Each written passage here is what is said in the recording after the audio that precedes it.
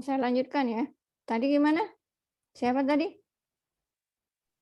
Velia, Bu. Nah, gimana Velia? Nilai OCR. Nilai, OCR. iya, OCR itu iya. enggak jadi tidak selalu 2, nanti tergantung yang diketahuinya berapa. Nah, kan kayak gini tadi, kayak contoh tadi ya. Nah, ini kan ada yang 2, ada yang 1,8, ada yang 1, ada yang 1,5. Nah, OCR ini kalau misalnya dia bilang tanahnya terkonsolidasi normal, misal. Kalau tanah terkonsolidasi normal, berarti dia konsolidasi normal ya. Kalau terkonsolidasi normal ini maksudnya tanah itu ya, dia turun sendiri tanpa dibebani. Jadi dia turun ya karena beratnya sendiri, maka OCR-nya itu sama dengan 1. Nah, jadi OCR ini kan dari hasil lab ya. Kalau dari hasil perhitungan laboratorium. Jadi tidak selalu 2, bisa 1,8, bisa 1,5, mungkin bisa lebih dari 2, tergantung kondisi tanahnya ya. Nah, tapi kalau misalnya disebutkan tanah terkonsolidasi normal ya, berarti OCR-nya sama dengan 1. Jadi enggak hanya khusus untuk ini saja ya. Nah, untuk kasus yang ini saja. Kalau misalnya dibilang dalam soal itu tanahnya terkonsolidasi normal, berarti OCR-nya sama dengan 1. Gitu. Oke, kira-kira paham nggak? Bagaimana, Bu, mengetahui tanah itu terkonsolidasi normal itu? Nanti kalau misalnya ya dari hasil laboratorium, kalau misal ada penyelidikan, ini kayak ini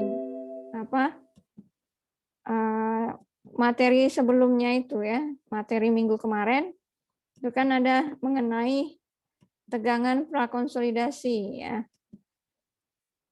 Bentar, ini dia.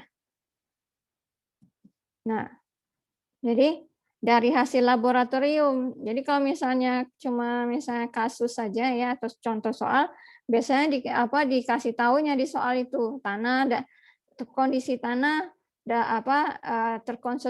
konsolidasi normal atau kondisi tanah dia proses konsolidasi normal. Berarti langsung saja OCR-nya 1, kecuali dia sudah ngasih tahu OCR-nya sekian gitu.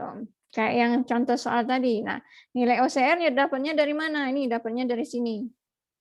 Ya. Tegangan prakonsolidasi dibagi tegangan efektif. Nah, ini kan dari kemarin ada contoh soal itu. Nah, yang ini dicari tegangan prakonsolidasinya berdasarkan hasil ini. Ini hasil laboratorium pembacaan di laboratorium. Jadi tidak bisa main tebak-tebakan. Nah, kalau misalnya dia di soal itu tidak ada nilai OCR ya, berarti OCR-nya 1. Nah, jadi kalau nilai OCR-nya kalau tidak diberitahu ya, berarti OCR-nya itu sama dengan 1. Kecuali kalau dia seperti yang ini, contoh soal yang ini kan dikasih tahunya nilai OCR-nya sekian. Jadi ya udah itu gunakan nilai OCR yang ada gitu. Kalau nggak ada nilai OCR ya nggak usah dipakai. Berarti OCR-nya itu sama dengan 1. Kalau akar 1 kan berarti 1 kan. Kira-kira bisa dipahami? Paham, Bu. Oke, ada lagi? Nah, ini yang kondisi diam ya. Ini kalau misalnya kayak soal tadi, kalau ini kan kalau dia nanti ketemu soal kalau tanahnya berlapis. Kalau misalnya tidak berlapis ya langsung saja seperti ini. Berarti kan kalau ini resultannya dia ini sepertiga H. Nah, kan ini contoh soalnya kan dia minta tentukan besaran tekanan lateral ya, tekanan tanah lateral persatuan panjang dinding, juga tentukan lokasi resultan atau titik berat ya. Lokasi titik beratnya di mana. Nah, jadi diukur dari dasar dinding. Kalau dari dasar dinding berarti dari bawah sini kan. Nah, Kira-kira bisa dipahami yang ini untuk pengerjaan soal apa PR ini 13.2 sampai 13.3 ini cara ngerjainnya masih simpel ini ya. Nah, yang saya uraikan panjang-panjang ini tadi ya, kalau tanahnya berlapis ya, kayak ini kan tanahnya ada 2 lapis, ada 2 jenis, kemudian muka air tanahnya itu di antara lapisan tanah itu ya. Nah, ini baru apa dicari benar-benar untuk nyari titik resultannya ya. Kalau untuk nyari titik resultannya berarti ini dicari dulu luasnya ya pakai rumus yang ini tadi. Nah ini berarti kalau dia dari bawah ini berarti yang dipakai adalah y-nya saja. Tuh, ininya saja. Kalau mau nyari ini ya boleh nggak masalah gitu kan. Tapi biasanya dia kan satu paket gitu kan. Nah, itu untuk tekanan tanah diam ya.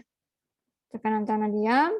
Tadi ada tekanan tanah diam, ada aktif, ada pasif. Nah, selanjutnya itu tentang tanah aktif dan pasif. Nah, ini agak lebih kompleks. Kalau tadi kan dia cuma K itu 1 minus sin ya. Kalau ini enggak.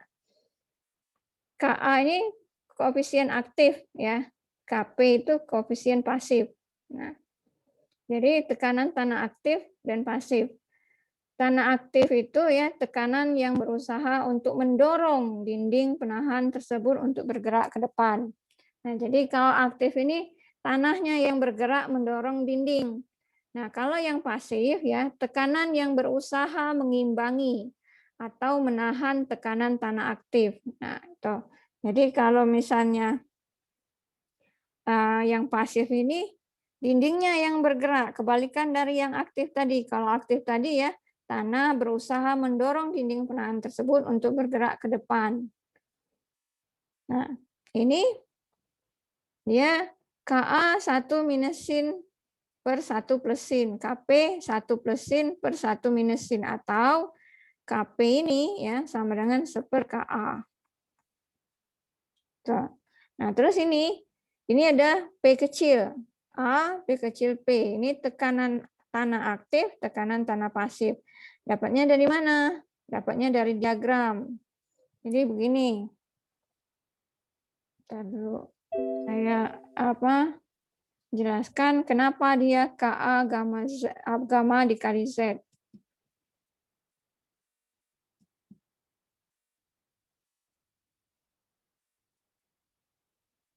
Bentar ya.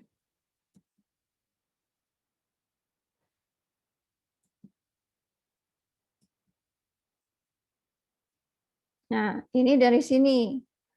Kok bisa dapat diagramnya seperti ini? Nah, saya jelaskan seperti ini ya. Kalau tekanan tanah aktif ya, tanahnya yang mendorong dinding kan. Misalnya ini ada dinding, ya kan?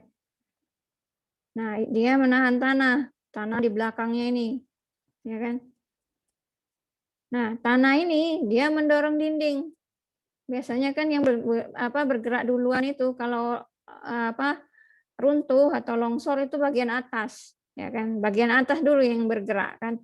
Jadi dia mendorong bagian atas ini ya, sehingga dindingnya bergerak yang bagian atas.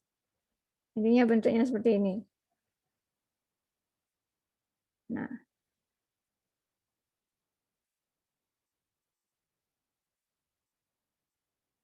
ya kan? Ini dia. Jadi tanahnya ke sini. Nah, tanahnya ke sini. Oke. Jadi makanya ini ada tanahnya itu yang harusnya dia cuma batas di sini saja ya. Karena dia mendorong dinding, dia keluar ke bagian sini. Jadi kalau misalnya kalau di tegangan efektif ya kan. Bentar saya gambarkan biar ini ya. Nah, kalau di tegangan efektif kan diagram tanah itu kalau dia normal, ya kan?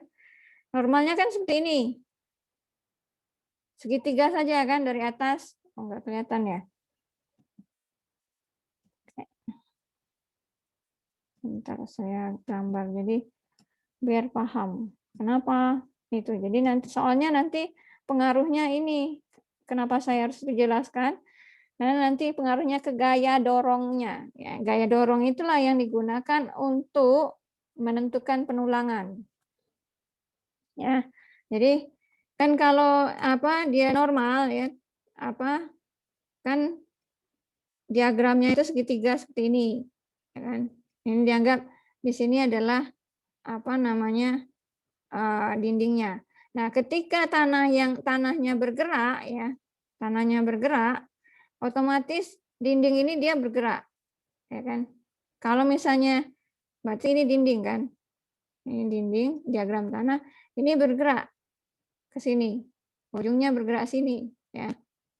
Nah, otomatis ya, ini garis yang ini ya, garis yang ini itu ujungnya bergerak sini, pindah ya. Pindah ke sini. Yang ini tadi pindah ke sini ujungnya. Nah,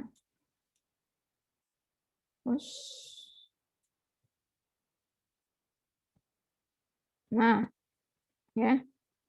Kan ini pindah dia. Nah, ini ya karena ini tadi awalnya di sini jadi nutupnya ke sini. Nah, makanya diagram yang ini, nah bentuknya seperti ini. Jadi bentuknya jadi seperti ini. Nah, bentuknya jadi seperti ini. Nah, awalnya ya kalau dia segitiga ini gamma dikali H ya. Gamma dikali H. Nah, tapi karena dia bergerak ya, berarti tanahnya itu ada yang keluar. Ini kan jadi hilang. Yang ini yang diarsir, yang saya arsir ini kan jadinya hilang. Pindahnya ke sini. Nah, yang pindah ke sini ya sebesar ini. Ya. Nah, ini sebesar ini. Ini dia 2C akar KA besarannya. Nah, otomatis ya ini kan jumlah tegangan itu ya, jumlah tegangan horizontal kan horizontal. Tekanan tanah lateral, tekanan tanah horizontal. Berarti kalau tekanan horizontalnya ya, karena dia ini aktif, berarti dia dikali koefisien aktif. Nah, jadi karena dia tekanan tanah lateral horizontal, otomatis yang horizontal ini yang dijumlahkan. Nah, ini ya, yang ini ditambah yang ini. Berarti kalau aktif itu berarti apa? Ka dikali gamma dikali H ya. Nah, karena ini tadi adalah pengurangan dari yang ini, dari yang sebelah kanan ya, dia pindah ke sebelah kiri, berarti minus 2C akar Ka. Nah, itu kenapa dia ini kenapa dia minus 2C akar Ka, karena ini tadi tanahnya yang bergerak. Terus bagaimana kalau misalnya yang kasusnya yang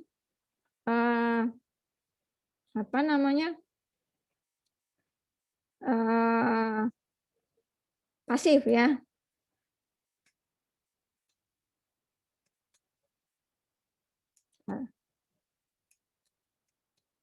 Nggak mau nih.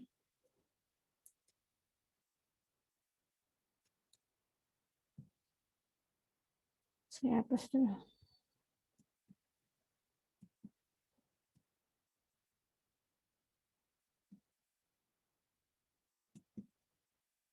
Nah, kalau yang pas ini aktif.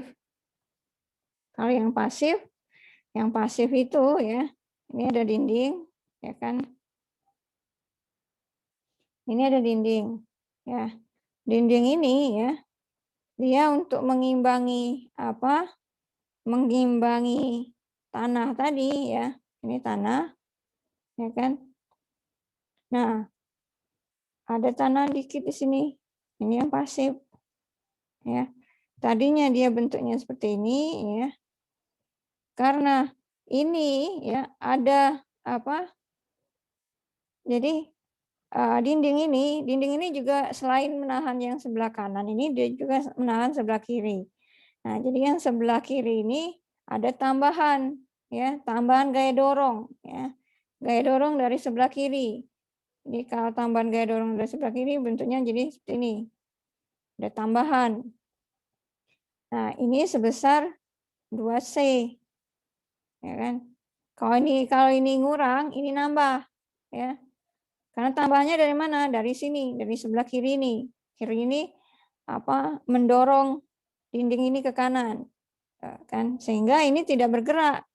Tanah yang sebelah kanan ini tidak bergerak, ya. Jadi karena dia ini sebesar 2C, ya kan? 2C akar KP, sedangkan yang ininya saja. Nah, ini adalah KP kali gamma dikali H. Karena yang diminta adalah lateralnya, berarti ini KP dikali gamma dikali H plus 2C akar KP. Tuh. Jadi nanti kalau mau nyari gaya dorong yang mana? Ini gaya dorong itu ya luas diagramnya ini dicari. Luasnya berapa? Kalau misalnya ini H, ya kali H. Ini berapa? Ini luas segitiga, ini luas segi 4. Ya, ini segitiga, yang ini segi 4. Kalau ini ya luas segitiga. Gitu. Kalau luas segitiga. Ini untuk tekanan tanah aktif dan pasif. Ini nah. Ya. Nah, kemudian gaya dorong. Nah, gaya dorong ini adalah total dari tekanan tanah aktif. Tekanan tanah lateral, baik itu gaya dorong aktif maupun pasif. Nah, ini gaya dorong itu merupakan gaya tiap satuan panjang dinding akibat distribusi tekanan tanah lateral atau horizontal, baik aktif maupun pasif. Nah, gaya dorong aktif karena dia penjumlahan dari ini gaya tiap satuan panjang. Jadi tadi gaya aktifnya setiap satuan panjang, ya, setiap satuan panjang berarti per persatuan panjang. Kalau panjangnya Z atau H berarti PA dikali DZ atau DH integral, ya, dari Z0 sampai H. Nah, ini sehingga kalau diintegralkan, ini integral dapatnya ini. Ya. Nah, hasil akhirnya rumus gaya dorongnya. Nah, tanah yang terletak di antara permukaan tanah dan kedalaman Z0 akan mengalami tarikan, ya. Nah, tarikan ini tidak memberikan pengaruh pada dinding sehingga Z0 diabaikan. Ini diabaikan. Nah, sehingga dapat rumusnya itu rumus luas diagram tegangan. Luas ini nah. Luas diagram yang arsiran ini. Itu adalah gaya dorong. Sama dengan gaya dorong. Jadi setengah KA gamma H kuadrat, ya. Yang ini kan ini yang segitiga bawah saja. Kalau ini berarti yang segitiga ini saja. Nah, yang diperhitungkan, ya. Kalau luas yang bawah ini saja berarti setengah, harusnya ini kan ini. Yang ini kan harusnya H minus Z0 kan. Tapi karena Z0-nya diabaikan, maka dia H saja. Makanya luasnya setengah KA kali gamma kali H kali H. Ini kan dapatnya ini.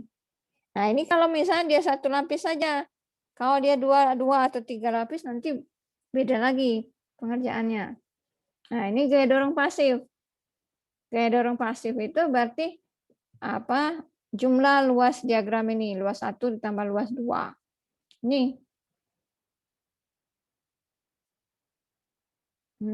Atau ini. Nah, dari sini ada yang mau ditanyain mengenai gaya dorong.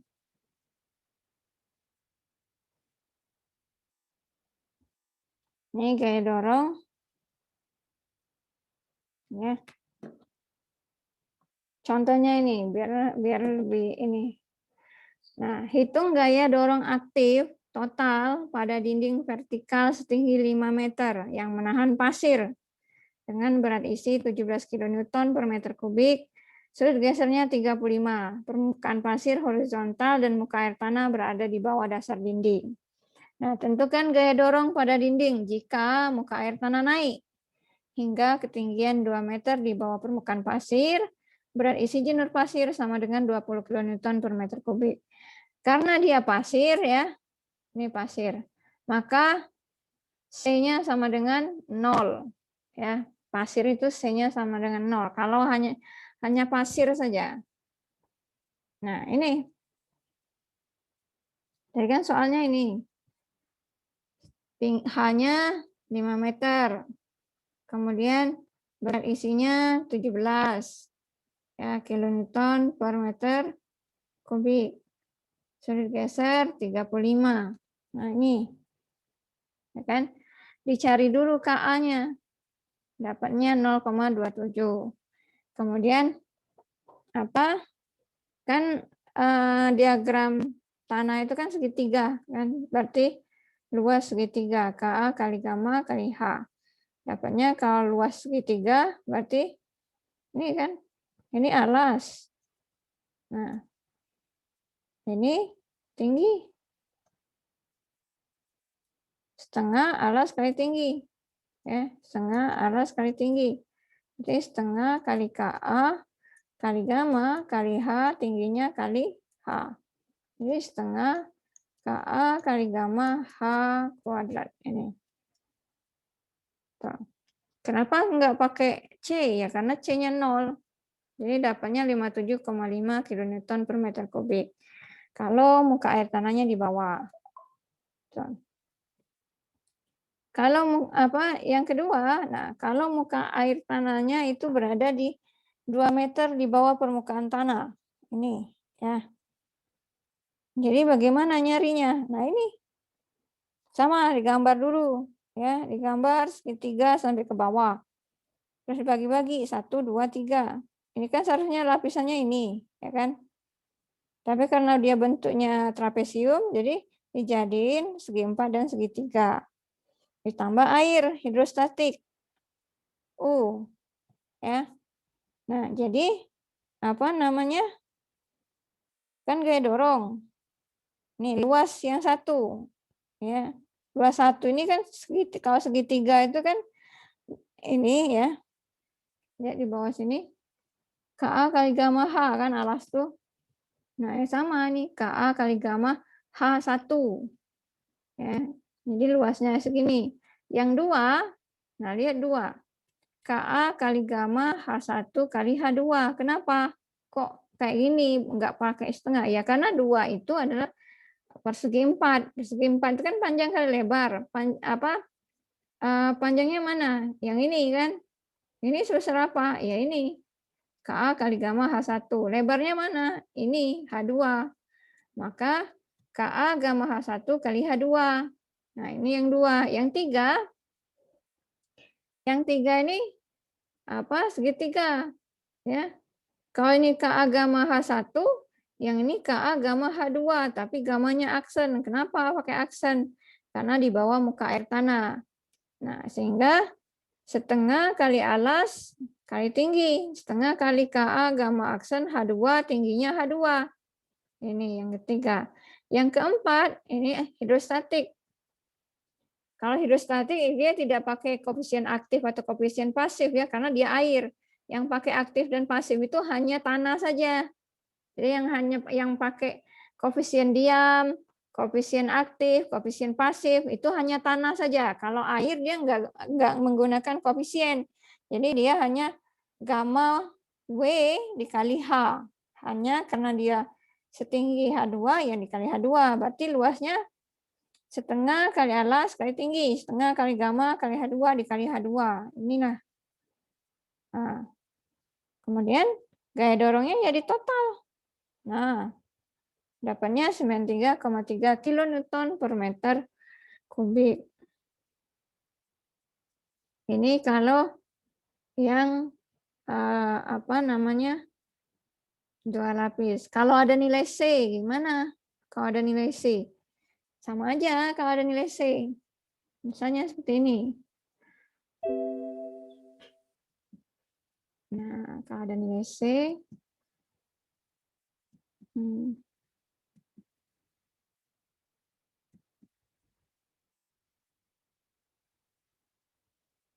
saya contohkan kalau dia ada nilai kohesi ya. Kalau tadi kan pasir saja.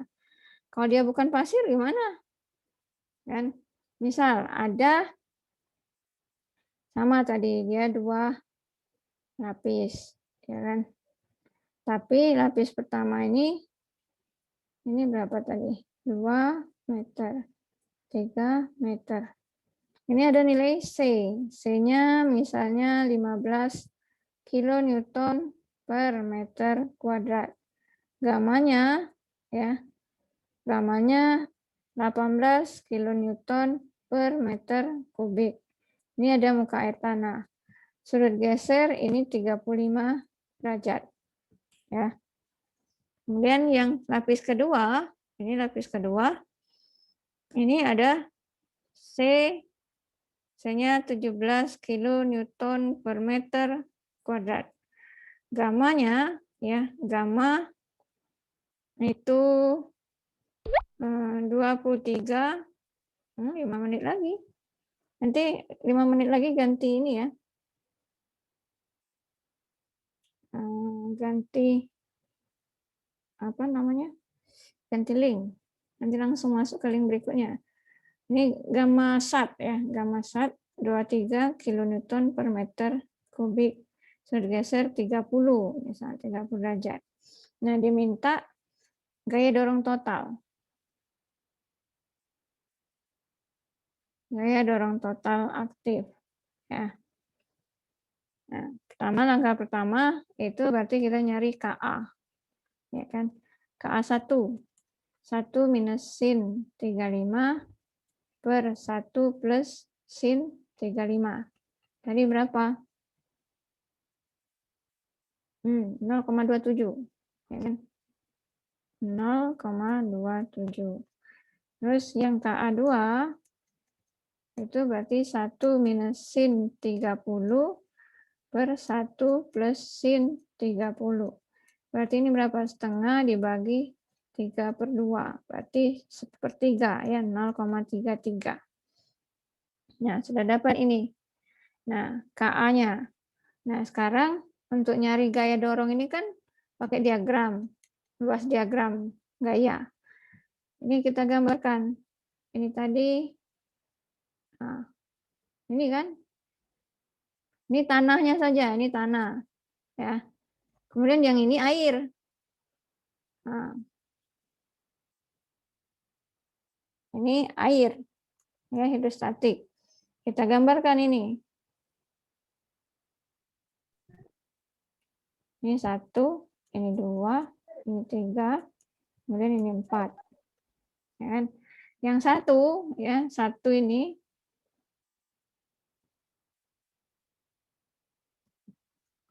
yang 1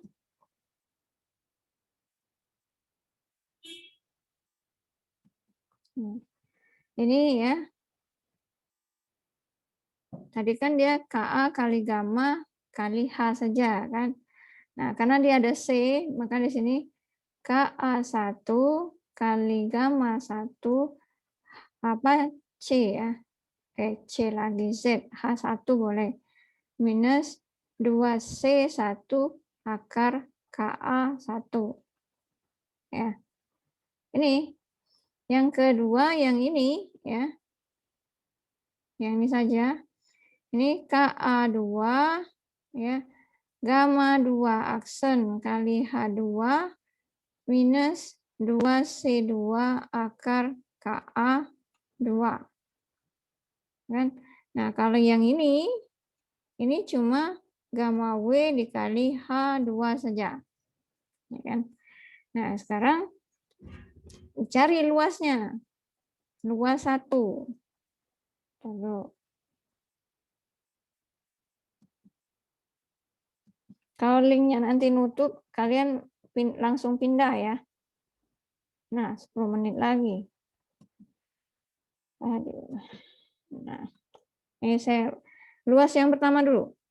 Luas yang pertama. Ya kan? Ini segitiga kan, setengah alas kali tinggi. Alas setengah dikali alasnya ini. KA ya 1 kali gamma 1 H1 ya minus 2C1 ini dalam kurung akar KA1 ya. Nah, dikali ini H1 kan? H1 kali di H1. Itu yang luas yang pertama. Luas kedua, nah, luas 2. Panjang kali lebar.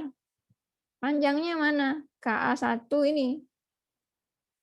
KA lagi KA1 gamma 1 H1 ya kan?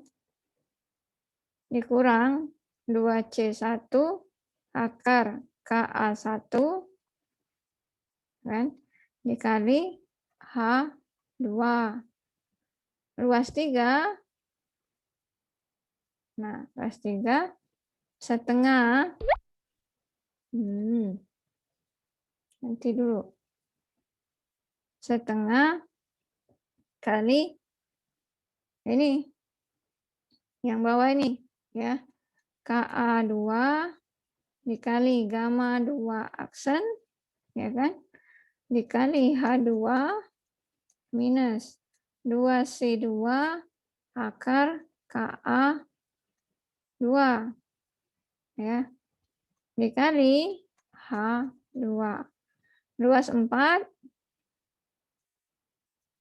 berarti setengah kali gamma W kali H2 kali H2. Nah, gaya dorong total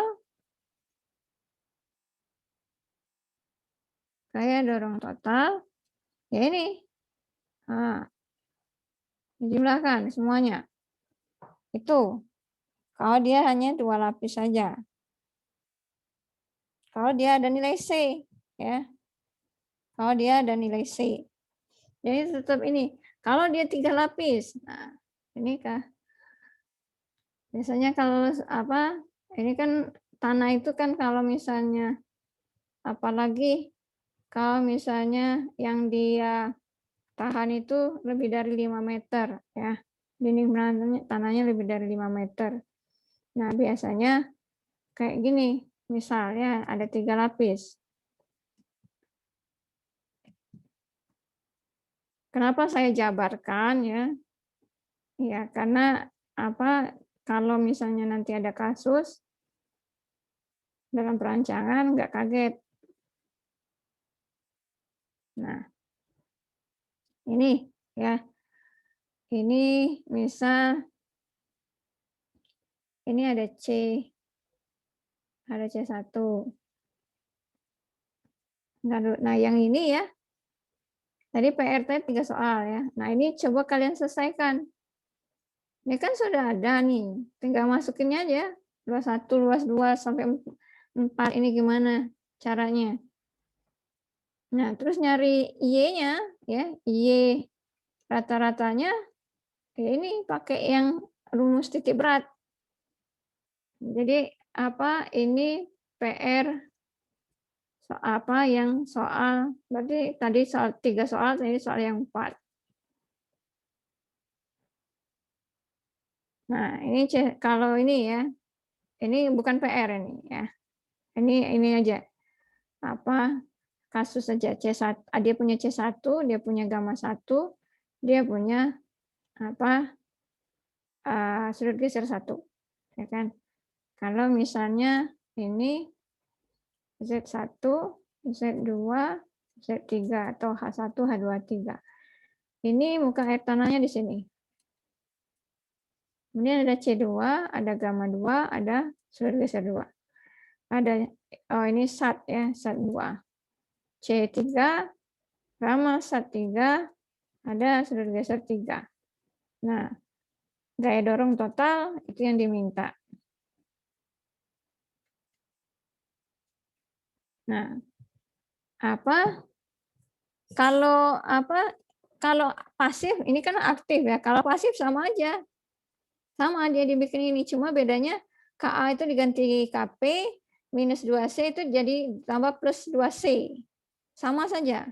Kalau misalnya dia diminta gaya dorong total pasif ya. Nah, kalau ini gaya dorong total mau itu aktif atau pasif. Kalau aktif ya, dia berarti langkah pertama itu koefisiennya. Berarti Ka1 berapa? Ka2 berapa? 1 minus sin sudut geser 1. Nah, K2 1 minus sin sudut geser 2, 1 plus sin sudut geser 2. Ka3 sama 1 minus sin sudut geser 3, 1 plus sin sudut geser 3. Nah, ini langkah pertama. Langkah kedua, nah gambar ini diagram.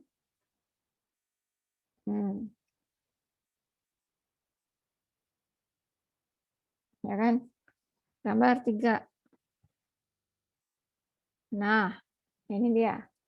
Terus di sini ini tanah kan? Yang ini tanah, yang sebelahnya air. Nah, ini gamma W dikali Z2 ditambah Z3.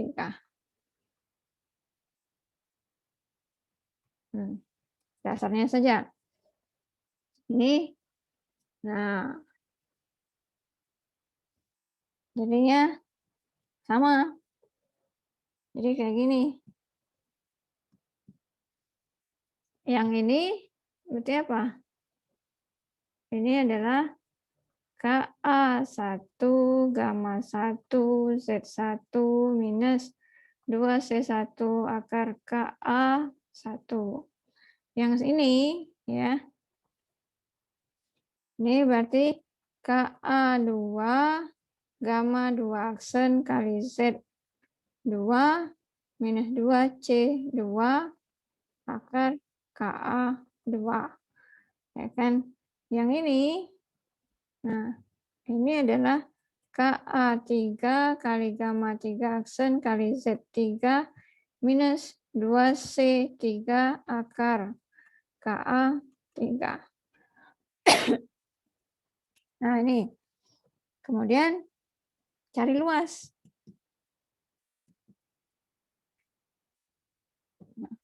Luas 1 dulu. Ini 1 ya. 2, 3, 4, 5, 6. Ya kan? 1 itu luasnya setengah alas. Ya kan? Berarti apa? Ka1 gamma 1 Z1 minus 2. Ini harusnya dalam kurung. 2C1 akar Ka1 ya dikali Z1. Yang kedua, nah yang kedua lihat, yang kedua.